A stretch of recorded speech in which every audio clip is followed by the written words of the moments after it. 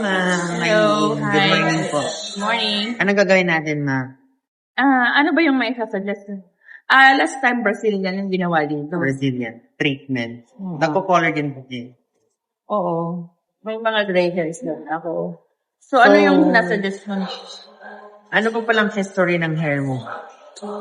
Before, nagre-reband ako. So, medyo nasira. Kaya siya ma'am, Brazilian treatment para malis yung Kulot. pagka-kulot. And din sa color. Ano yung may sasuggest?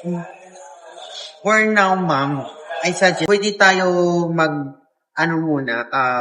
color. Yeah. I-cover ko yung white hair mo tapos i-retouch siya.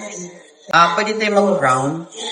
Pag covering white hair kasi ma'am, medyo darker siya. Sa cut, anong cut natin? Pero dito, ayok sa likod naman. Parang straight lang. Straight lang. Parang yan, sundin mo na din lang kung ano yun. Gano'n ka? Siguro mga an inch. An inch and a half.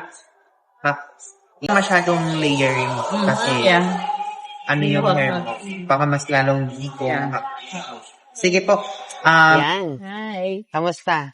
Okay na okay. Ganda. Ganda. Pati yung color, ma'am. Yan. Yeah. Pantay na siya lahat. Mhm. Mula roots hanggang dulo. Ayan. Ganda. Pati yung haircut, ma'am, no? Tinanggal lang natin yung dry. Tapos nilayer natin. Yan. Tapos, alagaan mo to ng fora, ma'am. So, anong masasabi mo, ma'am? Perfect. Perfect.